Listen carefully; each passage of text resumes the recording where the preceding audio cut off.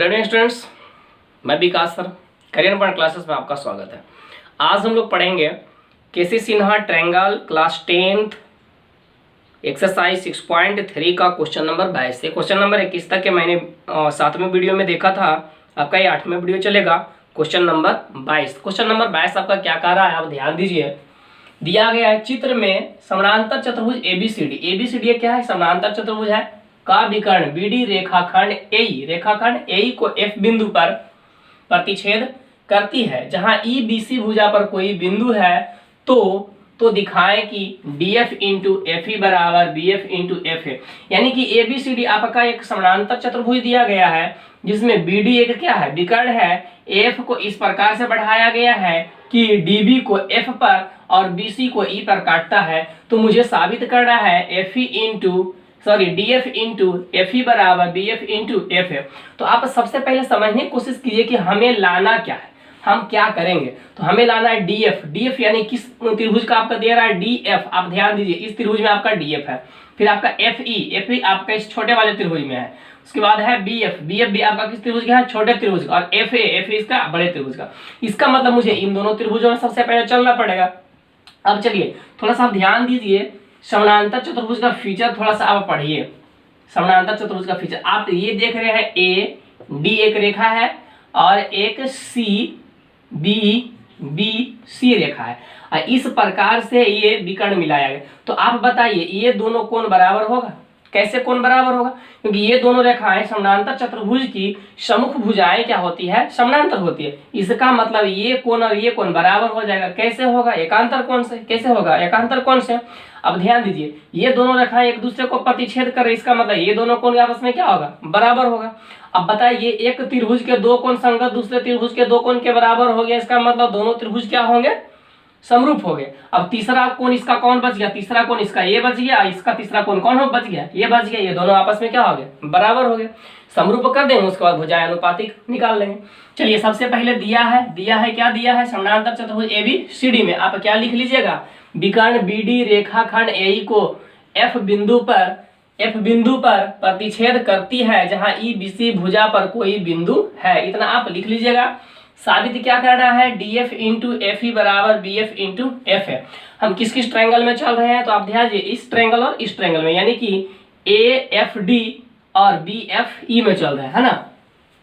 तो मैंने क्या लिखा है, ए एफ डी और बी एफ ई में सबसे पहले ए डी एफ बराबर एफ बी ई कैसे जीते, एकांतर कोण से। ये दोनों कैसे कोण बराबर हो गया, तो एकांतर कोण से।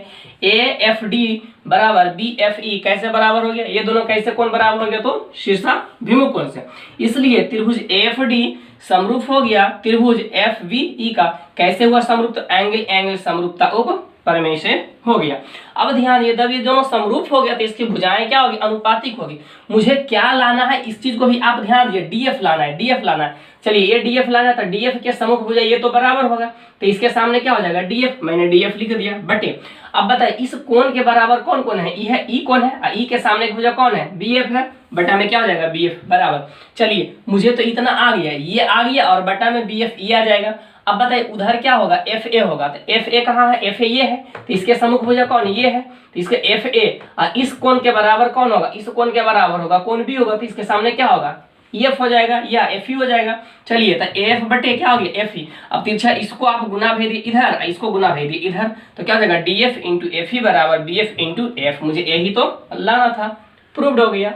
बहुत क्वेश्चंस आसान होता है। चलिए हम लोग देखते हैं नेक्स्ट क्वेश्चन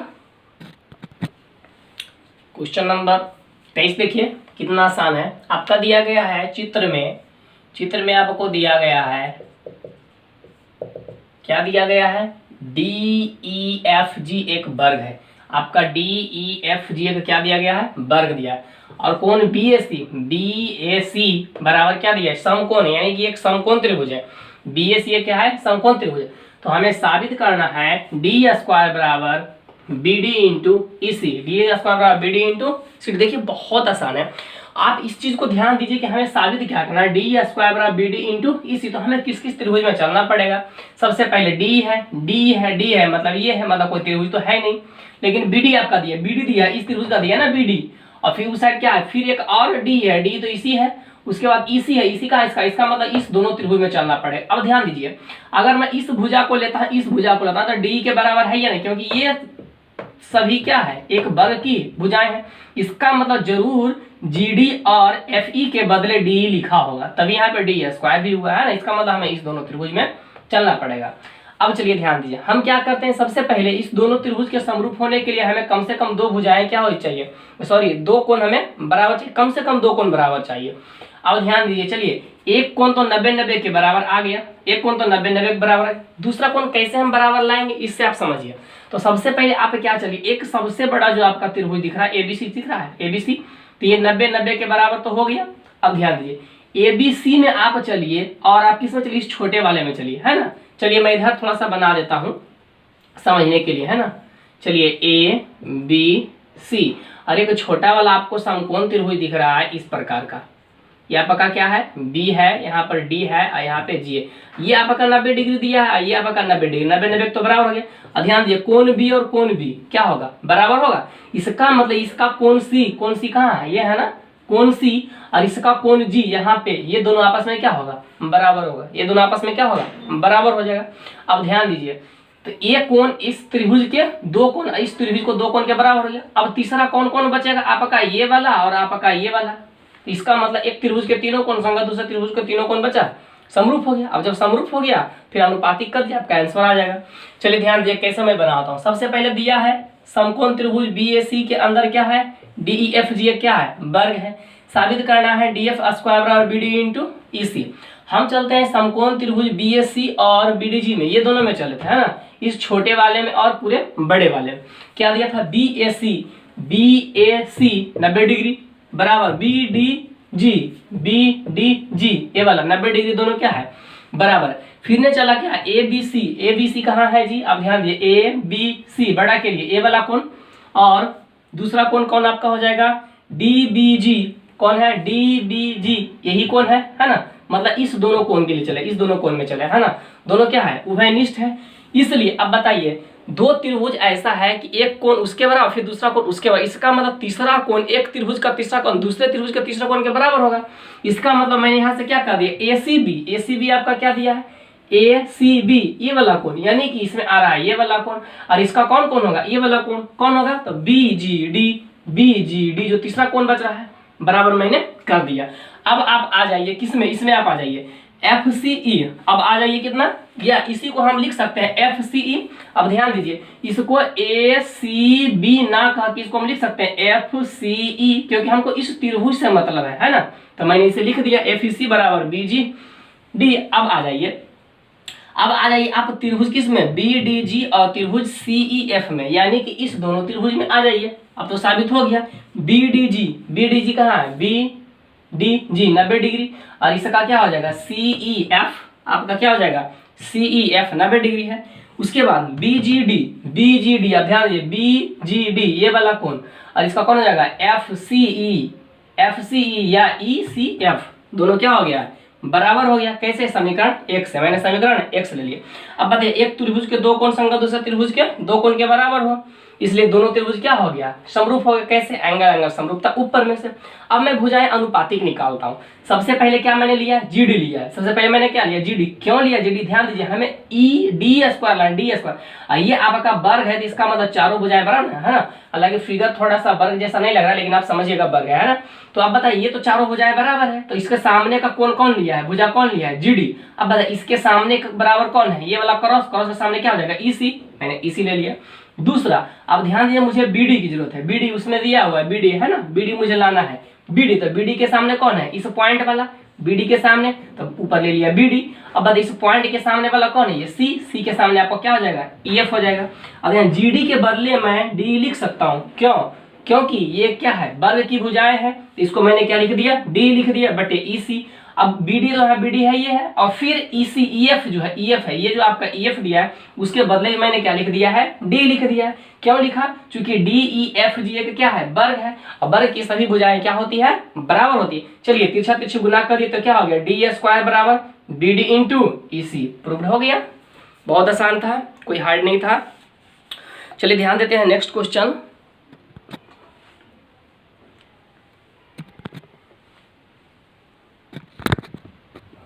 चलिए ध्यान दीजिए, क्वेश्चन नंबर 24 बहुत अच्छा क्वेश्चन से दिया गया है। इस पे बहुत सा क्वेश्चन से पूछता है, ऑब्जेक्टिव्स 20 टाइप से पूछते हैं। इस पे एक ऊर्ध्वाधर 25 सेंटीमीटर लंबी छड़ी है ना, एक ऊर्ध्वाधर 15 सेंटीमीटर लंबी छड़ी है जो जमीन पे 12 सेंटीमीटर लंबी छाया बनाती है। 15 सेंटीमीटर छड़ी है और 12 सेंटीमीटर क्या बनाती है, छाया बनाती है। ठीक उसी समय एक ऊर्ध्वाधर मीनार जमीन पर 50 सेंटीमीटर कोण बनाता है, तो मीनार की ऊंचाई ज्ञात कीजिए। आप सबसे पहले समझने की कोशिश कीजिए कि ये दोनों समरूप होगा ही नहीं। अगर ये दोनों समरूप होगा तो भुजानुपातिक करके उसका मान निकालें। कैसे समरूप होगा, ध्यान दीजिए। सबसे पहले तो ये 90 डिग्री, क्योंकि दोनों ऊर्ध्वाधर खड़ा हुआ है, मतलब वर्टिकल खड़ा हुआ, 90 डिग्री बराबर होगा। अब बताइए, जब सूर्य की प्रकाश की किरणें पड़ेगी तो दोनों पे पड़ेगी, तो एक ही समय में सूर्य की प्रकाश के किरणों के द्वारा जो झुकाव पैदा होगा उसका कोण दोनों आपस में क्या होगा, बराबर होगा। इसका मतलब तीसरा कोण कौन कौन बराबर हो गया, ये दोनों कोण बराबर हो जाएगा, तो दोनों त्रिभुज क्या हो गया, समरूप हो गया। एंगल एंगल समरूपता प्रमेय से मैंने क्या किया है, माना कि ए बी लिख दिया, ब्रैकेट 15 सेंटीमीटर लंबी छड़ी है जिसकी छाया BC 12 सेंटीमीटर, ठीक उसी समय PQ ब्रैकेट मान लिया कितना 1 सेंटीमीटर, मीनार जमीन पर RQ 50 सेंटीमीटर लंबी छाया बनाती है। अब हम किस में आया, त्रिभुज ABC और त्रिभुज PQR में, इस दोनों त्रिभुज में चल देते हैं। मैंने क्या लिखा, ABC बराबर PQR, कैसे 90 डिग्री दोनों बराबर, और ACB बराबर PRQ, ACB बराबर PRQ दोनों क्या है, कैसे लिखा, एक ही समय में सूर्य किरण का झुकाव क्या होता है, समान होता है, इसलिए ABC समरूप हो गया त्रिभुज PQR। और समरूप त्रिभुज हो गया तो इसके भुजाएं क्या होगी, अनुपातिक होगी। अब ध्यान दीजिए, तो मैं इसके सामने क्या लूंगा, इसके सामने में जो निकालना उसे ध्यान देना है। इसके सामने मैं क्या लूंगा, AB, क्या लूंगा AB बटे, तो इसके सामने क्या आपका हो जाएगा PQ, क्या हो जाएगा PQ बराबर। अब ध्यान दीजिए, इसके सामने क्या लूंगा, जो मुझे पता है, क्या लेंगे CB या BC, तो इसके सामने आपका क्या हो जाएगा RQ वैल्यू पुट कर दिए, AB का वैल्यू 15, PQ का वैल्यू X, BC का वैल्यू 12, इसका वैल्यू 5, चलिए कट जाएगा, 6 दूने 12, 25 दूने 50, 2 तिया 6, 3 पचे 15, 25 तिया 25 पचे 50, 125 बटा कितना हो जाएगा 2, 125 बटा 2, 125 का आधा कितना होता है 62.5, कितना होता है 62.5, आपका आंसर आ गया। अंत में लिख दीजिएगा, अतः मीनार की ऊंचाई बराबर कितना हो गया 62.5 सेंटीमीटर। चलिए इसी प्रकार क्वेश्चन आपका दिया गया है, क्वेश्चन नंबर 25 हम लोग ध्यान देते हैं। चलिए ध्यान दीजिए, क्वेश्चन नंबर 25 बहुत आसान दिया है ना। दिया गया है एक लड़की जिसकी ऊंचाई 90 सेंटीमीटर है, एक लड़की है जिसकी ऊंचाई क्या है 90 सेंटीमीटर है, एक लैंप स्तंभ के आधार से 1.2 मीटर प्रति सेकेंड की चाल से चल रही है। यदि लैंप जमीन से 3.6 मीटर ऊपर है तो 4 सेकेंड में उसकी छाया की लंबाई ज्ञात कीजिए। उसकी छाया, किसकी छाया, जो चलेगी उसकी लड़की की छाया। सबसे पहले आप समझने की कोशिश कीजिए। मैंने मान लिया कि AB एक आपका क्या है, लैंप है। लैंप का मतलब समझ में आता है, आप जो घर में लैंप जलाते हुए नहीं, लैंप कहने का मतलब हुआ कि आप जो गली में देखते हैं पॉल, और पॉल में इस प्रकार सा जो लाइट लगा होता है उसी को हम लैंप कहते हैं, लैंप स्तंभ कहते हैं, है ना। तो AB एक क्या है, लैंप है। अब ध्यान दिए, लड़की कहाँ थी, B पर थी, और B पर थी, और लड़की की चाल कितना दिया था, स्पीड दिया था 1.2 मीटर प्रति सेकेंड, यानी कि 1 सेकेंड में वह 1.2 मीटर चलती है, मतलब इधर चलना शुरू करती है। और चलती है कितना टाइम चलती है, तो वह 4 सेकेंड चलती है, यानी कि 1 सेकेंड में 1.2 मीटर चलती है। 1.2 का मतलब कितना हुआ 120 सेंटीमीटर, तो 4 सेकेंड में कितना चलेगी, तो 4 सेकेंड में मान लिया जाए वह इतना आ जाती है, तो 12 चौके 48 सेंटीमीटर है ना, कितना हो गया 12 चौके 480 सेंटीमीटर यहाँ आ जाती। तो लड़की को तो ऊंचाई यही रहेगा ना, यहाँ इतना लंबी लड़की थी, लड़की की ऊंचाई यही रहेगा। अब ये तो 90 सेंटीमीटर था। अब ध्यान दीजिए, तो इस समय एक ट्रायंगल जो बनेगा, एक बड़ा वाला ट्रायंगल, एक छोटा वाला ट्रायंगल, बस इन दोनों को क्या करना है, समरूप कर देना है।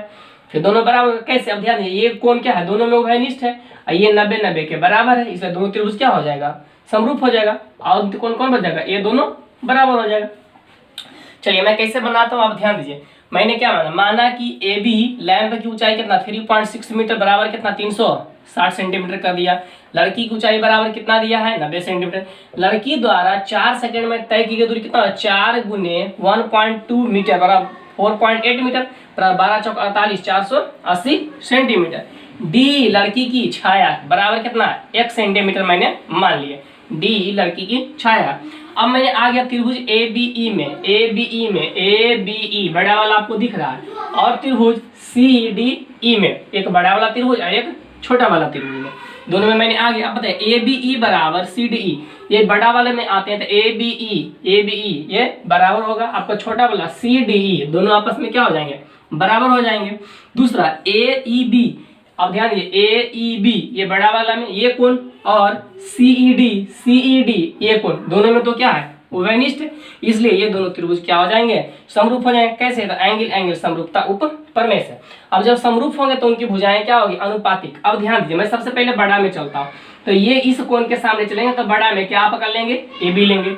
फिर अब ये दोनों तो कोण उभयनिष्ठ है, तो इसमें क्या होगा, आपका CD होगा।